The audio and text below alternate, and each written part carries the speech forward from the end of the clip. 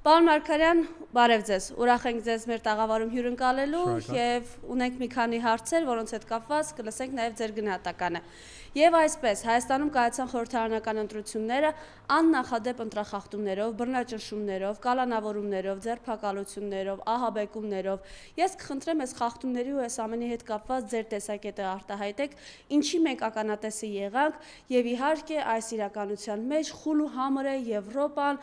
խոսքի ազատության, ժողովրդավարության արժեքների հետ կապված, ըստ էության կարծես իրենք ասելիք չունեն, համեցեք։ Շնորհակալություն, որ այս ժամը տրամադրեցիք նաև հրավերի համար։ Ուրեմն, երբ խոսում ենք Հայաստանում ընտրախախտումների մասին, հաճախ նման տեսակետ կա, որ այդ ընտրախախտումները սկսվել են հիմնականում 1996 թվականի ընտրություններից հետո, հիմքնադրվել ընտրակեղծարարության եւ ընտրախախտումների Հայաստանում, եւ դրանից հետո ամեն դեպքում գիտենք ինչ ա եղել,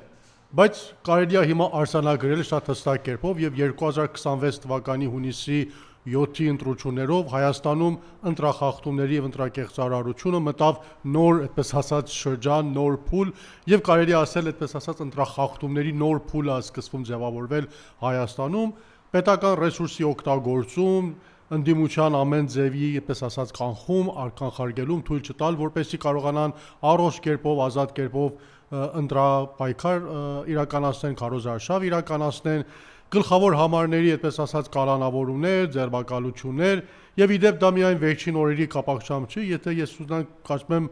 սխալված կլինենք, եթե այս ընտրությունների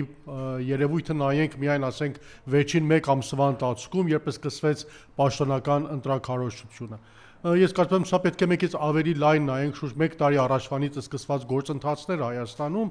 բոլորը կանխատեսում էին Նիկոլ Փաշինյանի կողմից այս ընտրակեղծարարության իրականացման նախադրյալներ ստեղծելու համար, սկսած եկեղեցու դեմ պայքարից մինչև տարբեր երևույթներ, որոնք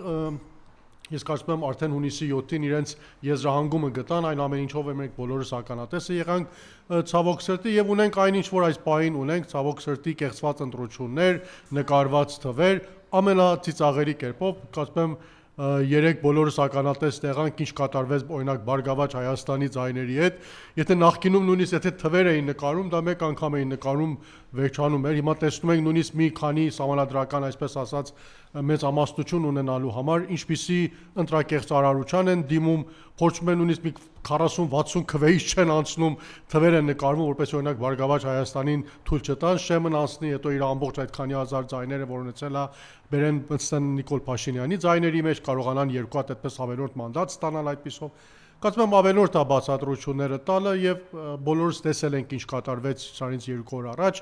Ամեն դեպքում ցավալին այն երևույթն է, որ հիմա դուք էլ մատնանշեցիք, որ ասենք միջազգային հանրության լռությունն է, ոչ միայն լռությունը, այլ ընդառաջումն է, շնորհավորանքներն են, որ գալիս են Նիկոլ Փաշինյանին։ Այսինքն նույն այդ գիշեր այդ երևույթը, որ մենք բոլորս տեսանք նոր ձայների միայն 10%-ն էր հաշվարկված մոտավորապես, կարծում եմ բոլորս արթուն հետևում ենք, տեսանք ինչ կատարվեց, անմիջապես գալ եւ հաղթանակի մասին հայտարարելը շատ հստակ խոսում այն մասին, որ ընտրությունների արդյունքները հստակորեն պետք է այլ բան լինեին, որտեղ եթե որից է մեկը վստահ է, որ ինքը հաղթած է, այսինքն որից է խնդիր չունի ընտրությունների հետ, ձայների հետ խնդիր չունի, արդեն հստակորեն ինքը հաղթել է, շատ հանգիստ կարող է այդ գիշերն անցկացնել, սպասել, թույլ տալ ամեն ինչ իր բնակալ հունով ընթանա, իսկ առավոտյան արդեն երբ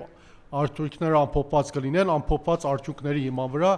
թույլ տալ, որպեսզի կենտրոնական ընտրական հանձնաժողով արդյունքները հայտարարի ով է հաղթանակած, հետո ինքը գա իր հաղթանակ այդպիսով ավելի այսպես ասած հաստատի եւ ամրագրի։ Բայց տեսանք նախքան այն, որ կենտրոնական ընտրական հանձնաժողովը նույնիսկ մեկ հայտարարություն աներ, ձայների 10%-ն էր հաշվարկված,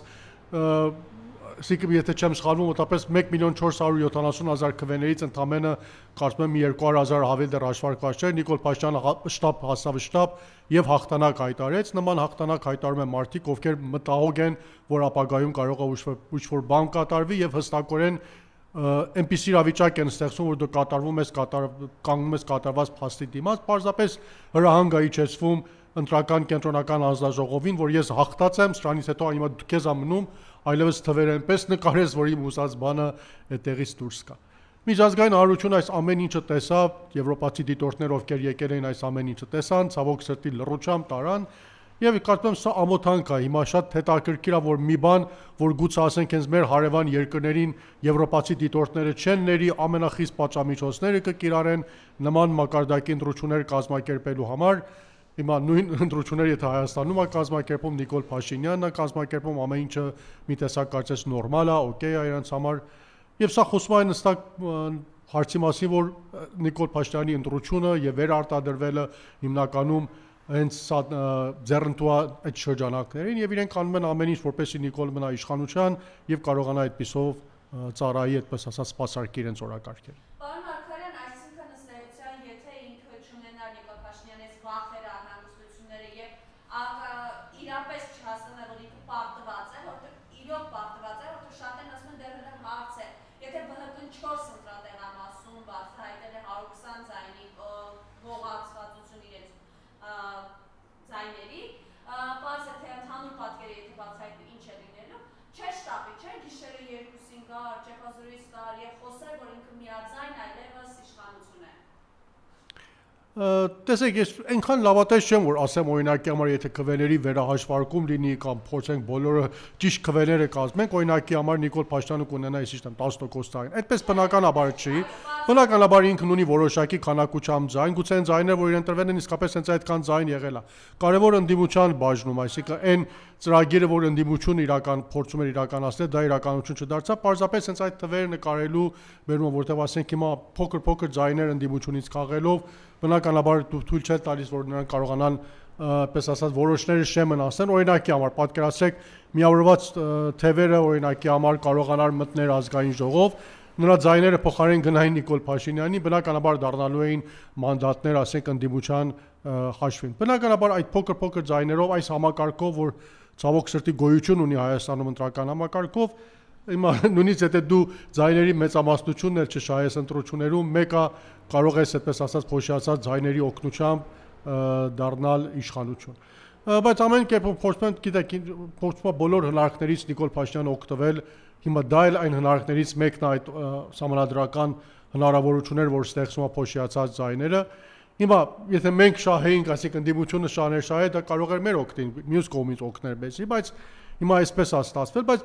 կարծում եմ բոլորիս համար հստակ է, որ ամեն դեպքում նորմալ պայմաններում, բնական պայմաններում, եթե արդար ընտրություններ լինեին, շատ բնական է, որ այս պատկերը, որ մենք հիմա ունեինք, չէր լինելու, Նիկոլ Փաշինյանը չէր կարողանալու ձևավորել միանձնյա իշխանություն, ինչ որ ինքը հավակնեց ստեղծելու է, եւ լավագույն դեպքում հիմա մենք կարող ենք գնալ, ասենք այդպես ասած, հիմա ամենավատ սցենարն է գնային երկրորդ փուլի ընտրությունների երկրորդ փուլ, բայց հիմա ունենք այն ինչ որ ունենք, կարծում եմ հիմա անիմաստ է, գուցե շատ էլ անցյալի վրա հենվելը լավ չլինի, ավելի լավ է մտածել ապագայի մասին, սրանից հետո ինչ պետք է լինի մեր քայլերը եւ ինչ պետք է անի ընդդիմությունը, որպեսզի կարողանանք այս ստեղծված իրավիճակից ճիշտ դուրս գանք եւ կարողանանք իրավիճակը պահել վերա